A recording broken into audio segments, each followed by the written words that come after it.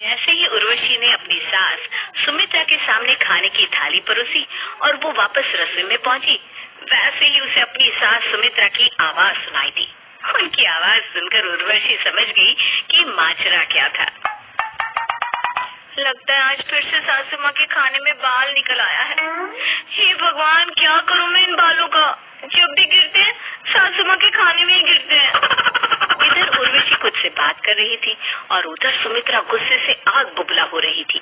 6 महीने पहले ही उर्वशी शादी होकर इस घर में आई थी, लेकिन पिछले 6 महीनों में एक दिन भी ऐसा नहीं गया था जब उर्वशी के बनाए हुए खाने में बाल ना निकला हो, और इस वजह से सुमित्रा बड़ी परेशान थी। अरे उर्वशी बहू, इधर आ। आज तो मुझे तुझसे सारा मामला निपटाना ही पड़ेगा।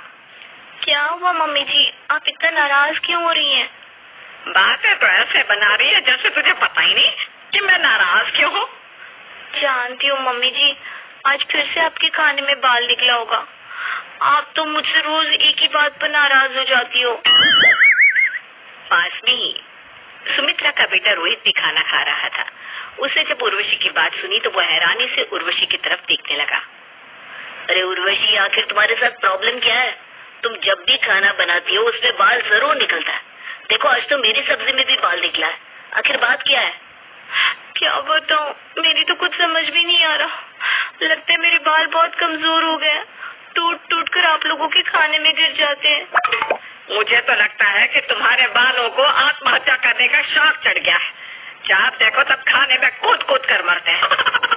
देखो उर्वशी, खाना बनाते वक्त तुम एक कैप पहन लिया करो, जिसकी वजह से तुम्हारे बाल खाने में नहीं गिरेंगे। तुमने देखा होगा ना, बड़े बड़े होटल में जो शेफ होते हैं वो अपने सिर पर कैप पहन कर रखते हैं ताकि उनके ग्राहक की किसी खाने में बाल ना जाए, वरना तो सारे पैसे वापस मांग लेता है ग्राहक। आप भी कमाल करते हैं। अब क्या मैं अपने ही घर में शेफ बनकर घूमूंगी? सही कह रहा है मेरा बेटा, कुछ तो करना पड़ेगा ना। अगले दिन रोहित उर्वशी के लिए एक बड़ी सी कैप लेकर आ जाता है और उर्वशी उसे पहनकर खाना बनाने लगती है। उसके बाद बड़े ही प्यार से वो अपनी सास के लिए उनकी पसंद का खाना बनाकर लेकर आती है। बड़ी खुश लग रही हो। हाँ मम्मी जी, देखिए ना, अब तो मैंने आपके बेटे के कहने पर अपने सर पर ये टोपी भी लगा ली है। उम्मीद करती हूँ आज आपके खाने में कोई बाल नहीं आएगा। भगवान का नाम लेकर खाना शुरू करती हूँ, वरना पिछले 6 महीने से तो भूखा ही उठना पड़ता है मुझे। ठीक है मम्मी जी, एक बार और रिस्क उठाकर देख लीजिए। सुमित्रा ने बड़े खुश होकर सामने रखी खीर का निवाला अपने मुंह में डाला। खीर बहुत स्वादिष्ट थी। सुमित्रा बड़ा स्वाद ले लेकर खाना खाने लगी, लेकिन जैसे ही उसने अगला चम्मच मुंह में डाला, वैसे एक लंबा सा बाल उसके मुंह में चला गया। हाय हाय, सत्यानाश हो। मैं तो सोच रही थी कि खाना आज इतना स्वाद का है, बहू ने टोपी भी पहनी है, बाल नहीं आएगा, लेकिन बाल नहीं, इतना लंबा बवाल आ गया। मैं क्या करूं मम्मी जी, मैंने तो टोपी भी पहन ली, फिर भी बाल आ गया। अरे टोपी पहनने से कुछ नहीं होगा। मुझे समझ में आ गया कि खाने में बाल क्यों आते हैं। अरे इतने लंबे लंबे बाल है और तुम हमेशा खोल कर जो रखती हो। कल से तेल लगाकर चोटी गूंथ कर रखना। अगले दिन उर्वशी अपने बालों में अच्छे से तेल लगा लेती है और अपनी चोटी गूंथ लेती है। क्या बात है उर्वशी, आज तो तुमने अपना अवतार पूरी तरह से बदल लिया। इतना तेल लगाकर कसकर चोटी तो तुम कभी नहीं बनाती। तुम्हें तो हमेशा खुले बाल रखने का शौक है ना? क्या करूं, मैंने सोच लिया है कि मम्मी जी के खाने में बाल नहीं आना चाहिए। मैं अपनी सुंदरता से कॉम्प्रोमाइज कर सकती हूँ, कोई बात नहीं। उर्वशी खुशी खुशी खाना बनाकर एक बार फिर से अपनी सास के सामने पहुंचती है। ये लीजिए मम्मी जी, आज तो मैंने ना अपने बाल कसकर बांध लिए हैं। उम्मीद करती हूँ आज आप बिना बाल और बवाल की खाना खा पाएंगी। सुमित्रा एक बार फिर से खाना शुरू करती है, लेकिन तभी अचानक उसके खाने में फिर से बाल आ जाता है। उर्वशी, आज मेरे भी खाने में बाल निकला है। आखिर ये सब हो क्या रहा है? अरे तूने इसको शेफ वाली टोपी ला कर दी, मैंने इसके बालों में तेल लगवाकर चोटी बनवा दी, लेकिन उसके बाद भी खाने में बाल आ रहे हैं। आखिर बात क्या है? पता नहीं मम्मी जी, मुझे तो लगता है कि हमें पंडित जी को बुलाकर बात करनी चाहिए। जरूर हमारे घर पर किसी ने जादू टोना कर दिया है। बहू एक काम करो, तुम्हारी ये जो लंबे लंबे बाल है ना, इन्हें कटवा कर छोटा करवा दो। ना रहेंगे बाल और ना बचेगा रोज रोज बवाल। नहीं नहीं मम्मी जी, मुझे मेरे लंबे बाल बहुत पसंद है। अरे उर्वशी, बालों का क्या है, फिर से बढ़ जाएंगे। लेकिन अगर तुम्हारे बाल छोटे करवाने के बाद खाने में बाल नहीं आए तो कम से कम ये तो क्लियर हो जाएगा कि लंबे बालों की वजह से ही खाने में बाल आते थे। रोहित उर्वशी को बाल कटवाने के लिए ले जाता है। थोड़ी देर के बाद उर्वशी छोटे छोटे बालों के साथ घर लौट आती है।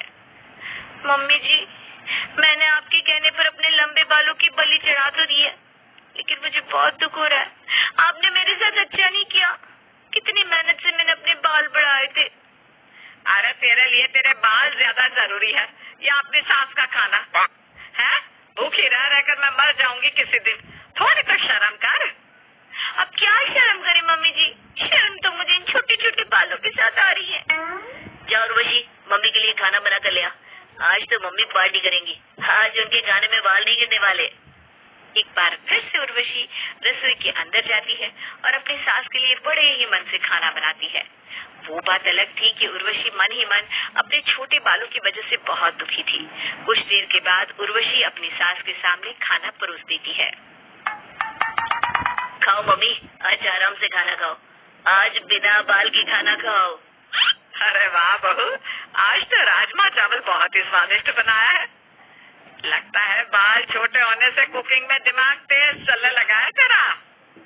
सुमित्रा ने पूरा खाना खत्म कर दिया, लेकिन खाने में एक भी बाल नहीं आया। सुमित्रा बहुत खुश थी। देखा बहू, मैं ना कहती थी, तेरे लंबे बालों की वजह से ही खाने में रोज रोज बाल गिरते थे।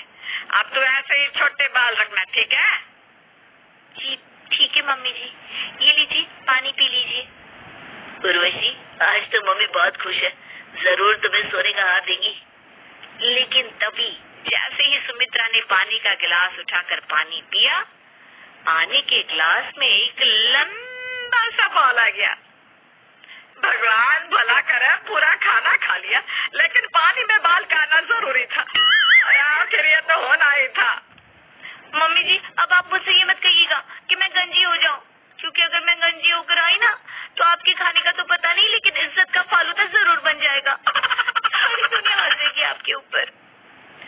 मम्मी, मुझे नहीं लगता उर्वशी की कोई गलती है। देखिए ना, पानी में कितना लंबा बाल निकला है और उर्वशी के बाल तो अब छोटे छोटे हो चुके हैं। शायद तो ठीक कहता है बेटा, हमें पंडित को बुलाकर बात कर ही लेनी चाहिए। जरूर हमारे घर के ऊपर किसी ने काला जादू कर दिया है। कोई चुड़ैल आकर रोज रोज खाने में बाल डाल जाती है। क्या सुमित्रा के खाने में रोज रोज आ रहे बालों का बवाल खत्म हुआ? आखिर क्या वजह थी इसके पीछे? जानने के लिए देखेंगे इस कहानी का अगला भाग।